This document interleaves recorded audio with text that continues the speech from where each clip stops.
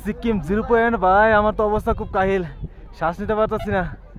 ও চারপাশে শুধু ওয়াও আর ওয়াও, কিন্তু সমস্যা একটাই আমার ভাই, আমি শ্বাস নিতে অসুবিধা হইতেছে। ও বরফ আর বরফ। ভাই যারা শ্বাসকষ্ট, যারা শ্বাসকষ্টের প্রবলেম আছে তারা জীবনও এখানে আইবা না, আইলে ভাই জীবন টানাটানি, ঠিক আছে? আমার আইসির যে অবস্থা হয়েছিল এখন একটু রিলিফ, কিন্তু প্রবলেম আছে, যারা সমস্যা আছে তারা আইবা না, এটা আমার একটা রিকমেন্ডেশন। ও অনলি বরফ আর কিচ্ছু না, জাস্ট বরফ আর বরফ।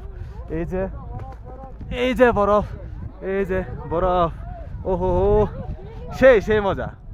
কিন্তু একটাই কথা বলবো, যে যাদের সমস্যা শ্বাসকষ্টের, তারা মানে আমি 100 বার করে কইতাছি, যারার সমস্যা তারা জীবনে এখানে আর ট্রাইও করবা না, ঠিক আছে? আমরা আইছি বন্ধু বান্ধব, খুব আনন্দ করতে, বাইরে উঠাইছি 7 জন বন্ধু আইছি, খুব মজা হয়েছে।